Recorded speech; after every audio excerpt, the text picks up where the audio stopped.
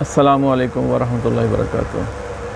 Sanitiser से वक्ती जो महसूसात होते हैं, जो फ़ायदे हैं, वल्लाह आलम वो फ़ायदे कितने हैं खुदा बेहतर जानता है, लेकिन जो नुकसान आते हैं वो बहुत सामने आ रहे हैं।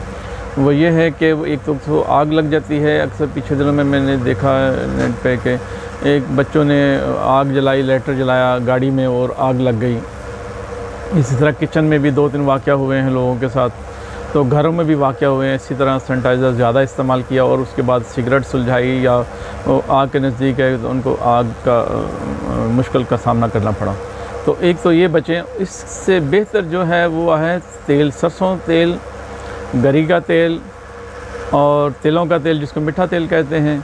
तो ये जनाब सारे तेल आपके लिए बेहतर हैं। जब भी घर से बाहर निकलें तो आप तेल का इस्तेमाल करें। बाज़ों पे जो स्किन आपकी ओपन है उसके ऊपर लगाएं, बालों में ज़्यादा लगाएं, दाढ़ी पे लगाएं, चेहरे पे भी हल्का हल्का तेल लगा के निकलें। घर आते सार या आप साबुन के साथ अच्छी तरीके से वज़ू कर लें तो इंशाअल्लाह ताला बफ़ज़्ल खुदा ये इसमें बड़े फ़ायदे हैं। और आप नबी की सल्लल्लाहु अलैहि वसल्लम इतना तेल मुबारक लगाते थे कि जो कपड़ा मुबारक सर के ऊपर रखते थे वो तर हो जाता था। तो हमें भी चाहिए आप नबी की सल्लल्लाहु अलैहि वसल्लम की सुन्नत मुबारक जितनी भी है उसको उजागर करें।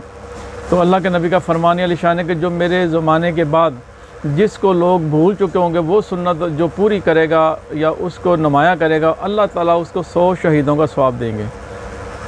तो सुरमा लगाना हम भूल गए हैं, तो सुरमा लगाएं। सुरमा लगाने से भी क्या होता है कि जो वायरस, कोरोना वायरस हमारी आँखों में चला जाता है, सुरमे की उससे पत्थर से बह के बाहर निकल जाता है या दिमाग के रास्ते से खारिज हो जाता है। ठीक है, तो कोशिश करें सुरमा लगाएं।